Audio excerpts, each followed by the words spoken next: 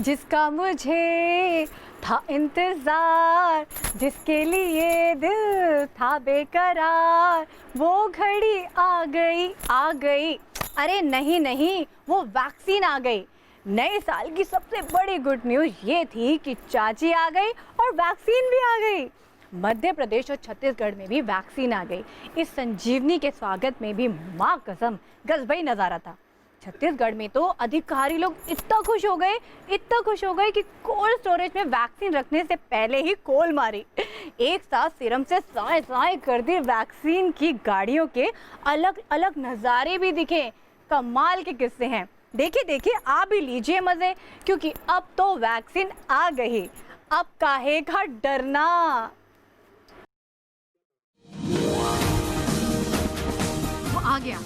वो आ गया अरे दद्दा, हम कोई प्यार मोहब्बत की बात नहीं कर रहे, हम तो कर रहे हैं बात संजीवनी, जो आई और आते ही छा गई। हाँ वही कोरोना को मात देने वाली हमारी अपनी प्यारी सी नन्ही सी मुन्नी सी वैक्सीन आई और सबसे पहले कोरोना वॉरियर्स को लगी। पीएम मोदी ने देश के नाम संबोधन दिया और बताया देश भर के 3 करोड़ नागरिकों को वैक्सीनेट किया जाना है, जिनमें से शनिवार को वैक्सीनेशन प्रोग्राम के पहले दिन 3 लाख से ज्यादा लोगों को वैक्सीन लगी। लेकिन हम आपको ये नहीं बताने वाले कि वैक्सीनेशन क्या होगा, कैसे होगा, बल्कि हम तो आपको दिखाएंगे कि कैसे अलग अलग शहरों में वैक्सीन के आने के बाद मजेदार तस्वीरें सामने आई। सबसे पहले बात करते हैं छत्तीसगढ़ की। क्या है ना, ये ऐसा इलाका है जहाँ के लोग भोले हैं और इनके भरोसे को कई बार ठेस लगी है। कभी नकलियों ने इनका भरोसा तोड़ा तो कभी सरकार ने।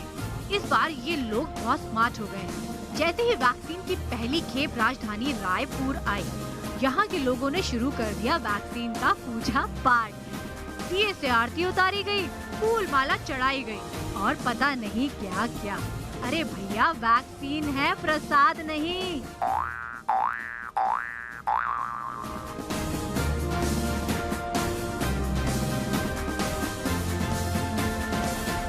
पूजा पाठ के लंबे दौर के बाद शुरू हुआ लाई डिटेक्टर टेस्ट। अरे सवाल जवाब नहीं भाई, यहाँ स्वास्थ्य अधिकारी वैक्सीन और कैमरे का कॉकटेल देखकर इतने जज्बाती हो गए कि वैक्सीन को कोल्ड स्टोरेज में रखने के बजाय उसका डिब्बा खोलने में जुट गए। हाथ में कटर थामा और पूरा का पूरा कार्टन खोल दिया। अब छत्तीसगढ़ तो छत्तीसगढ़, लापरवाही में यूपी भी कम नहीं है। सारे देश में वैक्सीन हाई प्रायोरिटी के साथ पहुंचनी थी। ग्रीन कॉरिडोर बनाए गए थे, लेकिन भैया यूपी तो यूपी ही है। यहाँ कानपुर में वैक्सीन लेकर आ रही वैन ही जाम में फंस गई और घंटों फंसी रही। अच्छा, सिर्फ यूपी नहीं है जहाँ लापरवाही की सीमा पार की गई है। इस मामले में मध्य प्रदेश तो और ही गजब है। वैक्सीन आनी थी ट्रांसपोर्ट के जरिए, कड़ी सुरक्षा में, कोल्ड स्टोरेज में रखी जानी थी और फिर वो लिस्ट में मौजूद लोगों को लगनी थी। लेकिन यहाँ तो मामला कमाल ही होता चला गया। वैक्सीन की सुरक्षा तो दूर, यहाँ के सरकारी अस्पताल के वार्ड बॉय हाथ में वैक्सीन की पेटी लिए पैदल ही चल पड़े। वो वैक्सीन जो संजीवनी है, जो 135 करोड़ की जनता में से महज 3 लाख लोगों को एक दिन में लगनी है, उसे लेकर इतनी लापरवाही, वाह भाई वाह। और मजे की बात तो ये है कि किसी को पता ही नहीं कि ये हो क्या रहा है। नाम है आपका? देवीलाल। क्या करते हो देवीलाल जी? Ward boy. कहाँ पर हो? एमजी में। जिला अस्पताल एमजी में जी। ये आप क्या लेके आ रहे हैं इसे? वैक्सीन काय की वैक्सीन है ये? कोरोना। तो आप कोई सुरक्षा व्यवस्था नहीं है और कुछ आप ऐसे लेके आ रहे हो कोरोना वैक्सीन? आपके साथ में कोई पुलिस जवान या कोई बड़ा डॉक्टर नहीं है? ये तो कोई नहीं है। कोई नहीं है तो किसी की जवाबदारी नहीं है आपके साथ आने की, या आपको डॉक्टर ने बोला इसलिए लेके आए आप?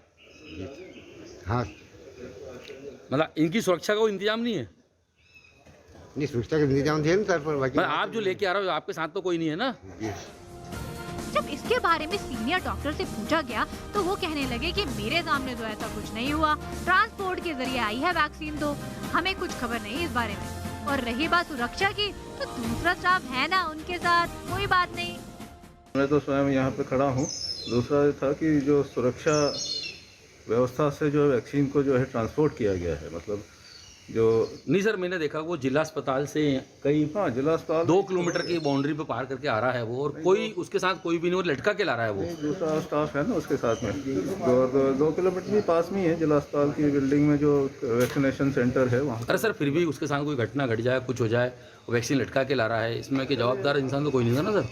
हाँ ठीक है, कोई बात नहीं, अच्छी है। पूरा देश जिस वैक्सीन के लिए इतनी सीरियस है, अरे मोदी जी बार बार कह रहे हैं भैया वैक्सीन आई है लेकिन ढिलाई नहीं करनी, उसको लेकर ये लोग इतना ज्यादा लापरवाह हैं कि क्या बताएं। देखो भैया, ऐसा है कि भले ही वैक्सीन आ गई हो, लेकिन ध्यान रखना है, दवाई है पर ढिलाई नहीं। अब आपसे क्या छुपा है, आप तो जानते ही हैं कि कोरोना ने कैसे सबके जीवन की एकदम लंका लगा दी थी। हमारी दुकान भी बंद हो गई थी। लेकिन चिंता की बात कोई है नहीं, क्योंकि अपने मोदी जी ने तो पहले ही कह दिया था कि वैक्सीन आएगी, अपनी वाली आएगी और ज़रूर आएगी। तो देखो, बात ऐसी है कि वैक्सीन आ गई है, 16 तारीख को कोरोना वॉरियर्स को लग भी गई और शनिवार के दिन कोरोना की शनि भारी हो भी गया। अब तो बस इंतज़ार है कि वैक्सीन हम तक कब पहुंचेगी, और अपनी चिंता मत करना, आप तक कब पहुंचेगी ये बताने के लिए हम हैं ना। पर तब तक कुछ धुआंधार लोगों से मिलिए जिनने कह दिया है कि हम वैक्सीन नहीं लगवाएंगे, नहीं लगवाएंगे, नहीं लगवाएंगे।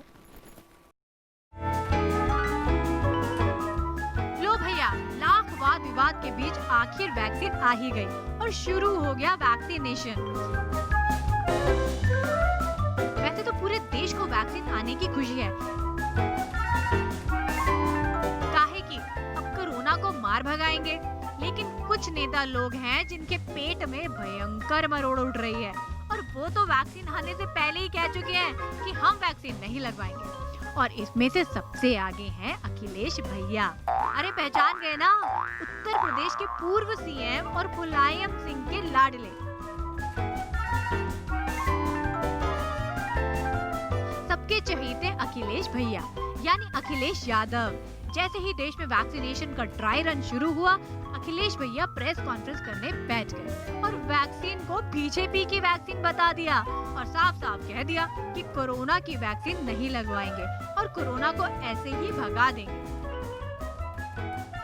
क्या कोरोना या किसको कोरोना है बताइए आप? सरकार मान ही नहीं कोरोना, फिर क्यों लगा रहे हो आपने इतना ड्राई रन? ये सब सरकार ने कब माना कोरोना? कोरोना तब सरकार मानती है जब विपक्ष के लोग कुछ कार्यक्रम करें। ये सरकार जो ताली थाली बजाने से कोरोना हटा रही थी, उसे क्या जरूरत है इतने फ्रीजर्स, इतनी बड़ी कोल्ड चेन बनाने की? अरे थाली ताली बजा दो, अपने आप कोरोना चला जाएगा। कोविड उनके लिए, विपक्ष के लिए कि कोई कार्यक्रम न कर ले विपक्ष, और ये चलाएंगे इसी के बहाने महंगाई, इसी के सामने बेरोजगारी, इसी से अन्याय छिपाएंगे अपना। देखिए, मैं तो नहीं लगवाऊंगा अभी वैक्सीन, मैंने अपनी बात कह दी, और वो भी बीजेपी लगाएगी उसका भरोसा करूंगा मैं? अरे जाओ भाई, अरे अपनी सरकार आएगी, सबको फ्री वैक्सीन लगेगी। हम बीजेपी का वैक्सीन नहीं लगवा सकते। अब भैया वैक्सीन अच्छी है या नहीं ये तो पता चल ही जाएगा, लेकिन कहा है ना कि नेता लोगन को हर मुद्दे पे राजनीति भी तो करनी है, और अखिलेश भैया भी वही कर रहे थे। कहा है कि आजकल की राजनीति का धर्म भी तो निभाना है। कोरोना को जड़ से समाप्त करने के लिए कोवैक्सीन और कोविशील्ड तैयार है, लेकिन इन खुशियों पर सियासत भारी हो रही है। पूरा विपक्ष कोरोना की वैक्सीन पर सवाल उठा रहा है। सिर्फ अखिलेश भैया ही नहीं, कांग्रेस के भी 2 जिम्मेदार और बड़े नेताओं जयराम रमेश और शशि थरूर ने वैक्सीन को लेकर सवाल उठाए हैं। पूर्व केंद्रीय मंत्री जयराम रमेश ने ट्वीट कर दिया और कहा, भारत बायोटेक पहले दर्जे की कंपनी है, लेकिन ये हैरान करने वाला है कि वैक्सीन कोवैक्सीन के लिए फेज 3 के ट्रायल से जुड़े अंतर्राष्ट्रीय स्तर पर स्वीकृत प्रोटोकॉल संशोधित किए जा रहे हैं। स्वास्थ्य मंत्री हर्षवर्धन जी को स्थिति स्पष्ट करनी चाहिए। तो वहीं पूर्व केंद्रीय मंत्री शशि थरूर ने भी वैक्सीन पर सवाल उठाए और कहा कि कोवैक्सीन ने अभी तीसरे फेज का ट्रायल भी नहीं पूरा किया, वक्त से पहले मंजूरी जोखिम भरा हो सकता है। स्वास्थ्य मंत्रालय को स्थिति साफ करनी चाहिए। ट्रायल से पहले वैक्सीन के इस्तेमाल पर रोक लगे, लेकिन जब विपक्षी ऐसे बयान देने लगे तो फिर क्या था, बीजेपी के साइड के नेताओं ने भी खूब खरी खोटी सुनाई। कांग्रेस नेता मनीष तिवारी तो और भी आगे निकल गए। उन्होंने तो स्वास्थ्य मंत्री हर्षवर्धन समेत बीजेपी नेताओं पर निशाना साधा और यहाँ तक कह दिया कि वो वैक्सीन लगवाएंगे, लेकिन पहले बीजेपी नेता वैक्सीन लगवाएंगे। जो मेडिकल एथिक्स की बिल्कुल हृदय में जाता है, जो एक बुनियादी उसूल है मेडिकल एथिक्स का, ये तो बिल्कुल उसके खिलाफ है। भाई सरकार कौन होती है ये कहने वाली कि आप कोविशील्ड लगवाएंगे या कोवैक्सीन लगवाएंगे? ये तो आपको तय करना है ना कि आप कौन सी दवाई खाना चाहते हैं, कौन सी वैक्सीन लगाना चाहते हैं। बुनियादी सवाल ये उत्पन्न होता है कि अगर ये टीका इतना ही सुरक्षित है, इतना ही कामदेह है, तो अभी तक किसी इस सरकार का कोई जिम्मेदार मंत्री सामने क्यों नहीं आया कि सबसे पहले मुझे टीका लगाओ, जिससे कि लोगों में संदेश जाए कि ये टीका बिल्कुल पूरी तरह से सुरक्षित है। जवाब बीजेपी नेताओं ने भी दिया, लेकिन भैया कोई इन्हें समझाओ कि अब वैक्सीन के सफल होने की कामना करे, ना कि राजनीति की। Comment about anyone, any political party. Those who want to do politics, let them do that. We are guided by the spirit of service to the people and the society, and will continue to do that. So when will you take the jab, sir? When I get my turn, because everyone has to wait for his turn, and I think my turn will come. खैर अब भैया नेता लोग vaccine लगवाएं या ना लगवाएं, लेकिन देश के सबसे बड़े सरकारी अस्पताल दिल्ली एम्स के निदेशक रणदीप गुलेरिया ने तो वैक्सीन लगवा ली और पूरे देश को ये संदेश भी दे कि भैया वैक्सीन एकदम सुरक्षित है और नेता लोग कोई भ्रम ना फैलाएं। अरे भाई, ये मामला है हेल्थ सेक्टर का और इसे डॉक्टर्स ही बेहतर समझ सकते हैं, ना कि नेता लोग। तो भैया अब आप खुद ही अंदाजा लगा लो कौन राजनीति कर रहे हैं और कौन नहीं। भाई इन 5-6 महीने में बहुत कुछ बदल गया, वक्त बदल गया, हालात बदल गए, जज्बात बदल गए, लेकिन अगर कुछ नहीं बदला तो वो है हमारे नेता लोग। अरे गजब मिट्टी के बने हैं ये लोग भाई। इतना अच्छा माहौल, नया नया साल, गुड़ तिल की महक अभी गई भी नहीं और इनकी जुबान के किस्से फिर शुरू हो गए। मध्य प्रदेश में प्रोटेम स्पीकर हो या हो फिर सांसद साध्वी प्रज्ञा गांधी वर्सेस गोडसे के पीछे पड़े हैं। तो वही एक मंत्री जी है ना, वो नाम उनका सज्जन है पर काम पूरे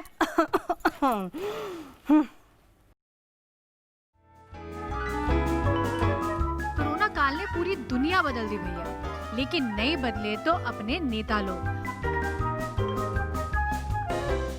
इनके मुंह पर लगा मास्क इन्हें इशारा कर रहा है कि जरा संभल कर बोलो, जरूरत ना हो तो मुंह अपना बंद ही रखो। लेकिन इन्हें ना चुनावों के वक्त कोरोना के नियमों का पालन करने की पड़ी थी और ना बयानों की। ये तो बयान वीर हैं और जो बयानवीर नेताओं ने बोल दिया तो बोल दिया, भले ही बाद में कितना ही किरकिरी हो और माफी ही क्यों ना मांगनी पड़े। इन्हें देखकर तो आप समझ ही गए होंगे कि जरूर कोई ना कोई तो बात है। जब साध्वी प्रज्ञा सुर्खियों में आई हूँ, इस बार भी साध्वी ने नाथूराम गोडसे को लेकर विवादित बयान दिया है। वैसे भी मध्य प्रदेश में गोडसे गांधी को लेकर बीजेपी और कांग्रेस के नेता आमने सामने नजर आते हैं। साध्वी प्रज्ञा ने एक बार फिर से गोडसे को देशभक्त बता दिया। ऐसा नहीं है कि साध्वी खुद ब खुद बयान देती फिरती हैं, बस इन्हें तो कोई उकसा दे। और इस बार ये काम किया। चुनाव में साध्वी प्रज्ञा के प्रतिद्वंदी रहे दिग्विजय सिंह ने, पूर्व सीएम और कांग्रेस नेता दिग्विजय सिंह ने महात्मा गांधी के हत्यारे नाथूराम गोडसे को पहला आतंकवादी बता दिया था। फिर क्या था, फौरन बयान पर पलटवार करते हुए साध्वी ने कह दिया कि गोडसे तो देशभक्त थे और कांग्रेस हमेशा देशभक्तों को गालियां देती है। कांग्रेस ने देशभक्तों को हमेशा से गालियां दी हैं। भगवा आतंक तक कह दिया है उसने, इससे ज्यादा निकृष्टता उसकी और क्या होगी। ये है प्रोटेम स्पीकर रामेश्वर शर्मा, जिनका विवादों से जैसा पुराना नाता हो, और फिर से रामेश्वर शर्मा ने विवादित बयान दिया। गांधी वर्सेस गोडसे विवाद में ये भी शामिल हैं। दरअसल रामेश्वर शर्मा कांग्रेस सांसद दिग्विजय सिंह पर निशाना साध रहे थे। और बीच में गांधी जी को ले आए। पहले आप रामेश्वर शर्मा के ये बयान सुनिए, जिसमें वो भाषाई मर्यादा की रेखा पार करते दिख रहे हैं। दिग्विजय सिंह काम और व्यवहार से जिन्ना से ज्यादा खतरनाक है। पहले का जिन्ना ने देश विभाजन किया, 47 में बापू से भूल हुई और देश के 2 विभाजन हुए, वैसा ही विभाजन ये करना चाहता है। सुना आपने किस तरह से रामेश्वर शर्मा ने देश के विभाजन को महात्मा गांधी की भूल करार दिया, साथ ही दिग्विजय सिंह को जिन्ना से भी खतरनाक बताया। ये पहली बार नहीं है जब रामेश्वर शर्मा या साध्वी प्रज्ञा ने कोई ऐसा बयान दिया है जिस पर राजनीति हो रही हो। वो पहले भी कई बार अपने बयानों से विवाद खड़ा कर चुके हैं। इस बार गांधी और जिन्ना को लेकर उनका बयान प्रदेश की सियासत में खलबली मचा रहा है। भैया लगता है लॉकडाउन ने नेताओं को कुछ नहीं सिखाया।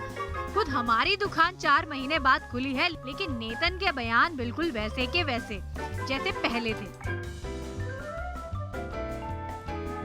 जरा रुकिए, बयानवीर नेताओं के किस्से यही खत्म नहीं हुए।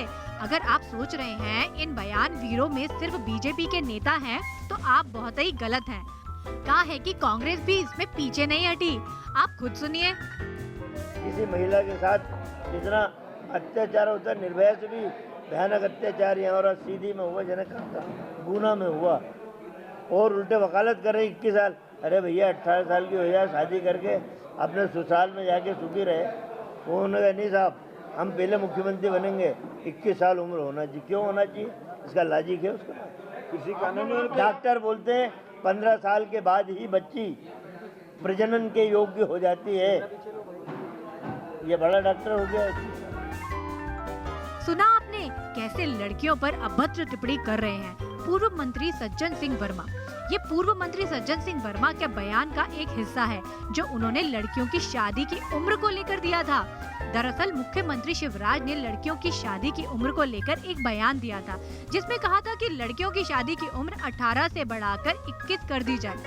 इसी पर सज्जन सिंह वर्मा ने बेहद बेतुका और अटपटा बयान दिया, जो लड़कियों को बतौर ऑब्जेक्ट पेश कर रहा है। भैया सज्जन सिंह ने बयान तो दे दिया, लेकिन इसके बाद उनकी जो क्लास लगी उससे वो खुद सहम गए। बीजेपी वाले नेता जैसे पूरा राशन पानी लेकर चढ़ गए हों। आखिर उन्हें भी तो कांग्रेस से बदला लेना था। बीजेपी नेताओं ने सज्जन सिंह को मानसिक तौर पर दिवालिया बता दिया। आखिर में जब सज्जन सिंह वर्मा को अपने बयान का एहसास हुआ तो सफाई देते नजर आए और बीजेपी को साजिश करता बता दिया। लेकिन भैया तब तक बहुत देर हो गई थी। अब इन बयानवीर नेताओं को कौन समझाए कि मुंह पर लगा मास्क सिर्फ कोरोना से नहीं बचाता, बल्कि ये भी बताता है कि फालतू के बयान देने से बचो और तोल मोल कर ही बोलो। आपको पता है इस लॉकडाउन के आलम में ना सब कुछ चौपट हो गया था। घर में थे सब।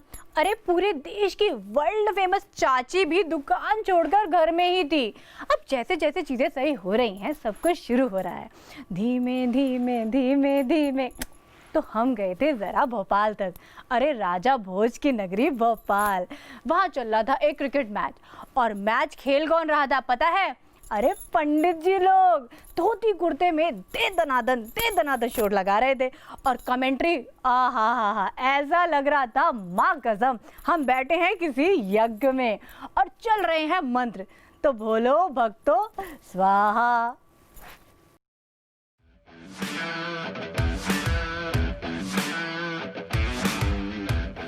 गोल गट्टम लक्कड़ बट्टम दे दनादन प्रतियोगिता। अरे नहीं, लंब डंड गोल पिंड धर पकड़ प्रतियोगिता।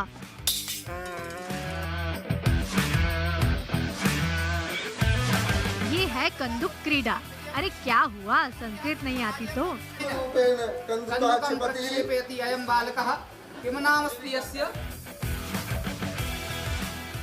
अरे ये लोग क्या कह रहे हैं, समझ नहीं आ रहा। चलिए कोई बात नहीं, आपको चाची बताती कि दरअसल ये माजरा है क्या। तो भैया ये है वही क्रिकेट मैच जिसको लेकर आप दीवाने हैं।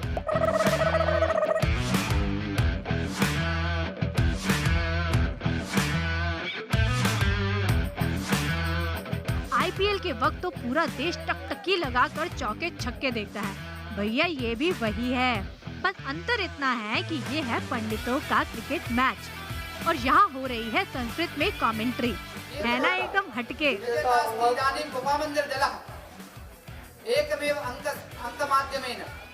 अरे भैया चौंकिए मत, ये है हमारी सबसे पुरानी भाषा जिसे हम भूलते जा रहे हैं और अन्य देशों के लोग अपना रहे हैं।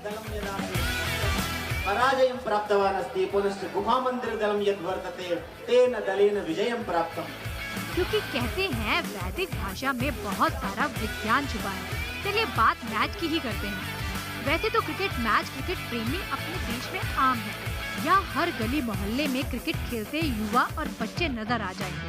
लेकिन भोपाल में एक क्रिकेट मैच ऐसा हुआ जिसकी चर्चा दूर दूर तक हुई। इस अनोखे मैच में खिलाड़ी क्रिकेट के परंपरागत ड्रेस के बजाय धोती पहने मैच खेलते नजर आए। भोपाल के अंकुर जो मैदान है उसका आप नज़ारा देख सकते हैं, जहां पर महर्षि वैदिक परिवार द्वारा महर्षि कप जो टूर्नामेंट है वो किया गया है। सभी खेलने वाले यहाँ पर ब्राह्मण हैं।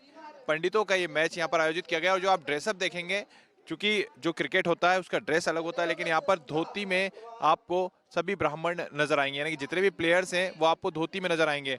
और उस पर से सबसे खास बात हो जाती है कमेंट्री, क्योंकि जब कमेंट्री होती है तो ये तब ये पता चलता है दर्शकों को कि आखिर क्या रन बना है, क्या स्कोर हुआ है। आपको वो कमेंट्री संस्कृत में ही सुनाई देगी। तो पूरी तरीके से जो वैदिक मंत्रों के साथ उच्चारण किए जाते हैं, पूजा पाठ किया जाता है, उसी के आधार पर यहाँ पर मैच भी चल रहा है और उसी तर्ज पर जो कमेंट्री है वो भी आप सुन सकते हैं। यही नहीं, मैच के दौरान अंपायर भी धोती कुर्ते में नजर आए। वही कमेंट्री भी हिंदी या अंग्रेजी भाषा के बजाय संस्कृत भाषा में की गई। ये आपने कमेंट्री सुनी कि किस तरह से जो स्कोर है उसको बताया जा रहा है, और वहीं यहाँ पर जो तमाम यहाँ पर जो कहा जा सकता है जो ट्रॉफीज को आप देख सकते हैं, जो ट्रॉफियाँ हैं वो भी यहाँ पर रखी हुई हैं, और यहाँ पर सभी जो लोग हैं वो बैठे हुए हैं, कुछ लोग मौजूद हैं। किस तरह से ये आइडिया है कि इस तरह का मैच भी हो सकता है? देखिए, ये समय जो है प्रतियोगिता का समय है, और हमारे वेद पाठी जो ब्राह्मण हैं वो वेदों की भाषा में वाचन करते हैं, कर्मकांड करते हैं, अनुष्ठान करते हैं, और उसी वेद पाठ की भाषा में क्रिकेट की अपनी जो है वो प्रतियोगिता कराकर अपनी जो है उपलब्धि बताने का प्रयास कर रहे हैं कि हम लोग इस प्रकार का भी कार्य करते हैं, क्योंकि खेल भावना हर व्यक्ति में होती है, चाहे वो वेद पाठी ब्राह्मण हो चाहे कोई हो। संस्कृति के हिसाब से उस संस्कृत में आप देखिए कमेंट्री हो रही है और क्रिकेट इस मैच ने न केवल लोगों का ध्यान खींचा, बल्कि करीब करीब भुला दी गई संस्कृत भाषा की गूंज भी कानों को सुनाई दी। है ना एकदम हटके। अरे भैया, ये सिर्फ क्रिकेट का मैच भर नहीं, बल्कि संदेश है अपनी वैदिक भाषा को पढ़ते रहने का, वरना अपने ही देश में हो रही मैच की कमेंट्री को आप समझ नहीं पाएंगे। टाटा बाय का हो चला है बकत, लेकिन सच्ची सच्ची एक बात बताएं, कसम से बड़ा ही मज़ा आया। इतने दिन बाद आप सबसे मिलके ना हमें एकदम एनर्जी सी फील हो गई, मतलब बोले तो एकदम टिप टॉप। आज के लिए इतना ही। आप बने रहिए न्यूज़ स्टेट के साथ। अगले संडे को फंडे बनाने आएंगे ना हम, पक्का वादा रहा। चलिए, जय सिया राम।